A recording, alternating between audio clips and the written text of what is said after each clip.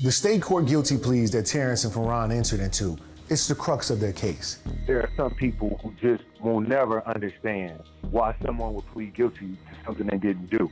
My family had ran out of money, and then people was talking about giving us the death penalty. When our attorneys came to us and said that this was the best deal, what else was I supposed to do? Pleading guilty was the only way to end up saving our life. Well, why do people admit to a crime they didn't commit?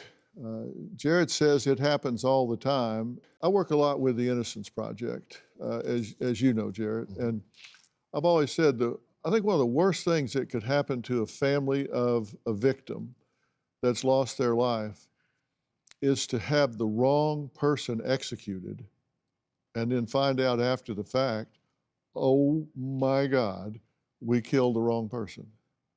And then they have to live with that, and then find out who the right person is, and now they probably can't be held accountable because they've executed somebody else for the crime. Now they've got to live with that. The worst thing in the world is not get justice and exact a penalty on the wrong person. And I've talked to families that have been through this. Horrible. It's a horrible thing. You don't want that. That's for sure. And you also don't want the person that's guilty to get away with it. So you just want justice. You want the right people to pay the ultimate price. I just want justice, and I want my dad to be able to rest in peace. That's right. And you should. And y'all agree with that, right? Of course. Now, Dawn was a member of the jury that found Terrence and Ferrone not guilty of the murders, and she's joining us virtually. Dawn, thank you so much for joining us. Thank you for having me.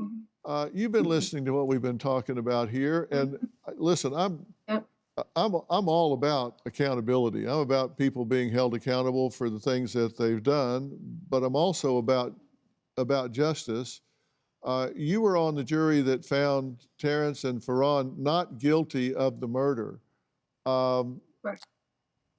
What was the general logic of the jury that found them not guilty of killing Officer Gibson? We felt, in the officer's own words, that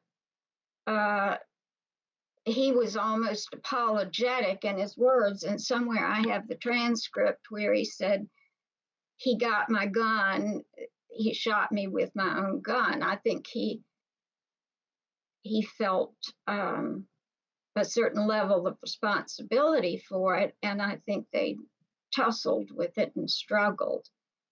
And so it was not a good situation, but this wasn't a close call. We didn't feel that it was a close call. And Jarrett, you've looked into this pretty deeply. Yeah. What was your finding?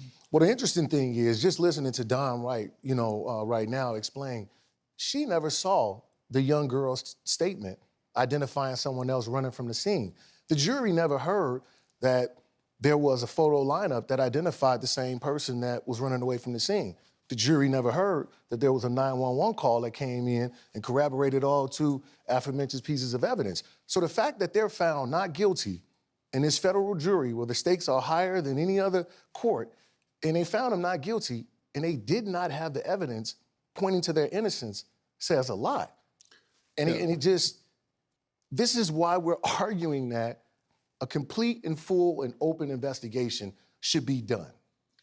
So, and you're referring to exculpatory evidence, and they withheld it from the defense. Right, and to not speak with any legalities, hours after Officer Gibson is shot, this young girl comes forward out of the crowd and says she saw something.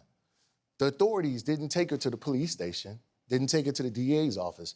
They took her to the house of another sheriff, where she was essentially interrogated for about 5 to 6 hours, where she identified the person that she saw. And they withheld this piece of evidence from that day. They had this all along. Do you have a story or a question for me? Click the link in the description and tell me what in the world is going on.